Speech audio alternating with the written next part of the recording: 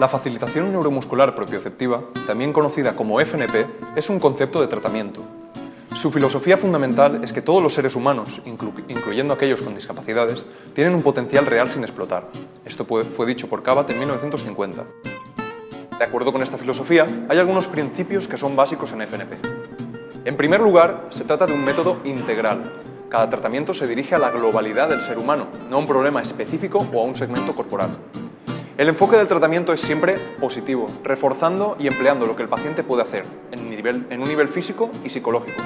La meta principal de todo tratamiento es ayudar a los pacientes a alcanzar su nivel de funcionalidad más alto. Antes de alcanzar el nivel de funcionalidad global deseado, primero debemos integrar el movimiento funcional normal. Dicho movimiento está compuesto por los patrones de movimiento en masa de las extremidades y los músculos sinergistas del tronco. Estos patrones combinan el movimiento en los tres planos. En el plano sagital, flexión y extensión; en el plano coronal o frontal, abducción y aducción; y en el plano transverso, las rotaciones.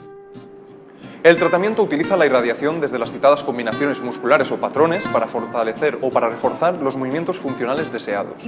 ¿Y qué es esto de la irradiación?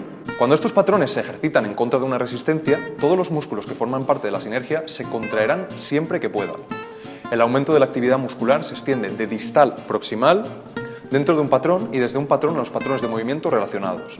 Esto es lo que conocemos vulgarmente como fenómeno de irradiación. El movimiento que se produce en la articulación proximal, en este caso estamos hablando de la articulación glenomerular porque estamos hablando del hombro, da el nombre a los patrones, como en el de flexión, aducción y rotación externa del hombro. La suma de dos patrones antagonistas constituyen el término de diagonal. Una diagonal de la extremidad superior sería completar el movimiento antagonista del patrón anterior, la extensión, abducción y rotación interna. El patrón conecta las articulaciones distales y proximales de la extremidad. La articulación intermedia queda libre para flexionarse, extenderse o mantener su posición. Por ejemplo, la flexión de dedos, flexión radial de la muñeca y supinación del antebrazo son partes integrantes del patrón de flexión, abducción, rotación externa del hombro. El codo, sin embargo, puede quedar libre para flexionarse o extenderse o incluso permanecer en su misma posición. Ahora vamos a pasar a hablar de las dos grandes diagonales del miembro superior. En este caso vamos a hacer referencia al miembro superior izquierdo. En cuanto a la colocación del paciente y del fisioterapeuta, el paciente se coloca cerca del borde homolateral del miembro tratado, en este caso el izquierdo. El fisioterapeuta se colocará de igual modo en el lado homolateral de la camilla, orientado hacia la línea diagonal. El primer patrón que vamos a analizar es el de flexión, abducción, rotación externa. La presa distal se coloca en la superficie dorsal de la mano del paciente. Los dedos se situarán sobre el borde radial. El pulgar aplicará contrapresión sobre el borde cubital.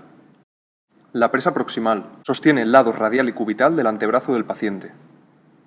Con respecto a la posición elongada del paciente o de partida, la muñeca en flexión cubital, antebrazo en pronación.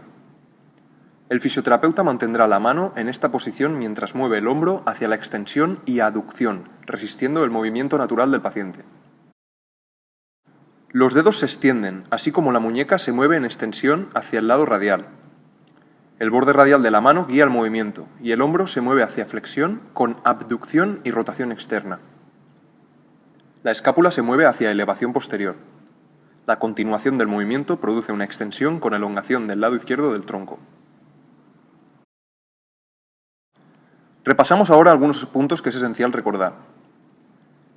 El estiramiento y la resistencia refuerzan la eficacia de los patrones. El estiramiento de la muñeca se realizará con tracción sobre la superficie de los metacarpos, no aumentando la flexión. Demasiada rotación de hombro limitará el movimiento escapular. Al final del patrón, el tronco se encontrará elongado. El movimiento de extensión, aducción y rotación interna completan la primera diagonal. La mano izquierda del fisioterapeuta contactará con la superficie palmar de la mano del paciente. Los dedos del fisioterapeuta se situarán sobre el lado radial. El pulgar aplicará contrapresión sobre el borde cubital. La mano derecha vendrá del lado radial y sujetará el antebrazo del paciente. Respecto a la posición elongada del paciente o de partida, la muñeca en extensión hacia el lado radial y el antebrazo en supinación. El fisioterapeuta mantendrá la muñeca y la mano en esta posición mientras mueve el hombro hacia la flexión y la abducción. Los dedos se flexionan cuando la muñeca se mueve en flexión hacia el lado cubital.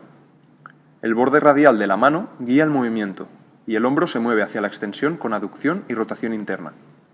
La escápula hace el descenso anterior. La continuación del movimiento lleva al paciente hacia la flexión de tronco con flexión de cuello a la derecha. El tercer patrón que vamos a analizar es el de flexión, aducción, rotación externa. El fisioterapeuta coloca la mano derecha sobre la superficie palmar de la mano del paciente. Los dedos se situarán sobre el borde cubital. El pulgar aplicará contrapresión sobre el borde radial. La mano izquierda del fisioterapeuta sujeta el antebrazo del paciente desde abajo. Respecto a la posición elongada del paciente o de partida, muñeca en extensión hacia el lado cubital y el antebrazo en pronación. Se mantendrá la muñeca y la mano en esta posición mientras el fisioterapeuta moverá el hombro hacia extensión y abducción, resistiendo el movimiento natural del paciente. Los dedos se flexionan cuando la muñeca se mueve en flexión hacia el lado radial. El borde radial de la mano guía el movimiento y el hombro se mueve hacia la flexión con aducción y rotación externa. Repasamos ahora algunos puntos que es esencial recordar. El estiramiento y la resistencia refuerzan la eficacia de los patrones. El estiramiento de la muñeca se realizará con tracción sobre la superficie de los metacarpos. El movimiento de extensión, abducción y rotación interna completa la segunda diagonal.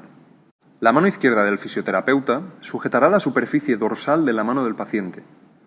Los dedos del fisioterapeuta se situarán sobre el borde cubital.